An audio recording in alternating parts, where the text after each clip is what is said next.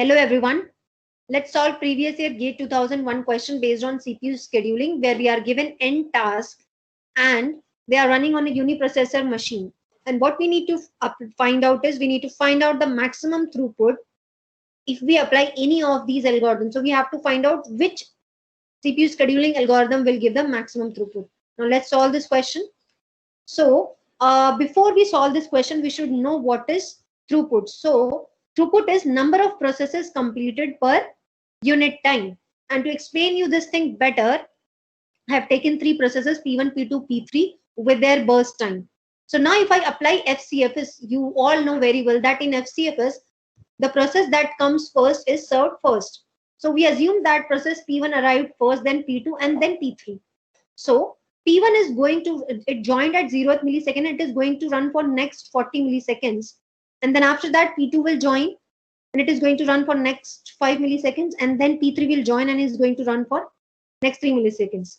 So, but you can see that the process P2 has wait for 40 milliseconds and similarly process P3 has wait for this next 45 seconds.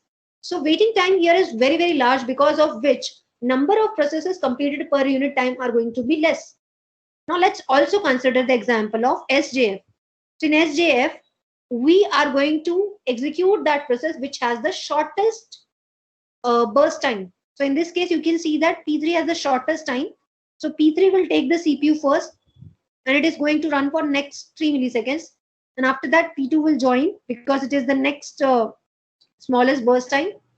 It is going to run for next 8 milliseconds. 3 plus 5 is 8. And then P1 will join the system. And then it will execute. Now here you can see that if I consider, let's say even if I consider 40 milliseconds as my unit time, in that case, here only one process got completed, but here two processes got completed because before 40, two processes were already completed and one is in execution.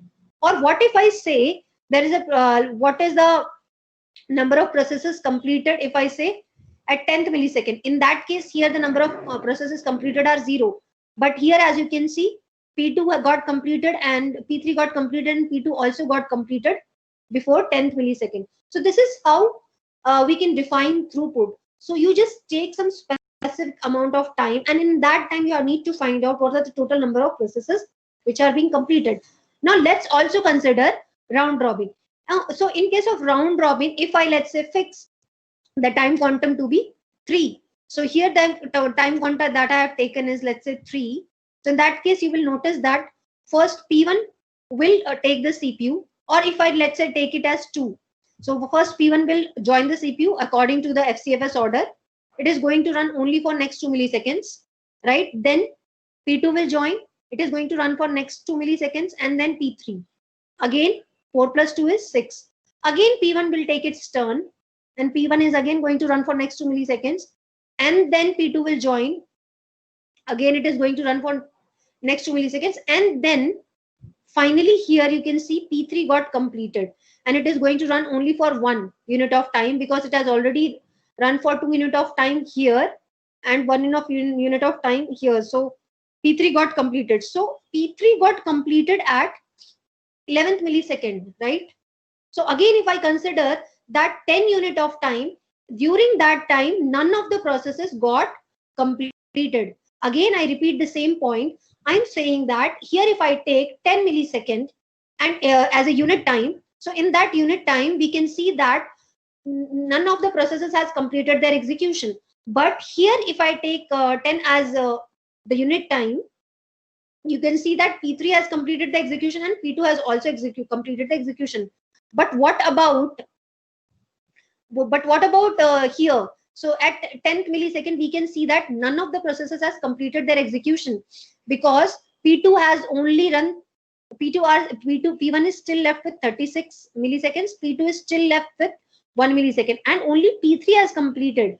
So during this time, you can see that none of the process has also completed the execution here also. So here also, you can see the throughput in FCFS in this example is going to be very well understood. It is 0. And here also the throughput is 0 for this specific example. But here it is 2. Number of processes that got completed before at 10 unit of time is 2, and 1 is in process also. Similarly, if I talk about priority also, it may happen that the process P1 has higher priority, right? Or it can also be the case that P2 has the highest priority. So P2 is going to run for, let's say, next 5 milliseconds, and then the next higher priority process is P1. So P1, P2 has highest priority, then next highest priority of P1. So P1 is going to run for the next 40 milliseconds, that is 45, and then P2, P3 will join. So here you can see that if I consider this 10 units of time, only one process got completed, and that also again depend on the priority, what priority the process are having. So from this example, it is very clear that the process, the CPU scheduling algorithm, which when applied on the processes is going to give you the highest throughput, is always SJF, right? So whenever it comes to maximum throughput, SJF, shortest job first, is going to be your answer. So without no doubt, the answer is shortest job first. This is the correct answer. I hope you understood the lecture. To get more updates, stay tuned to my channel. Thank you so much.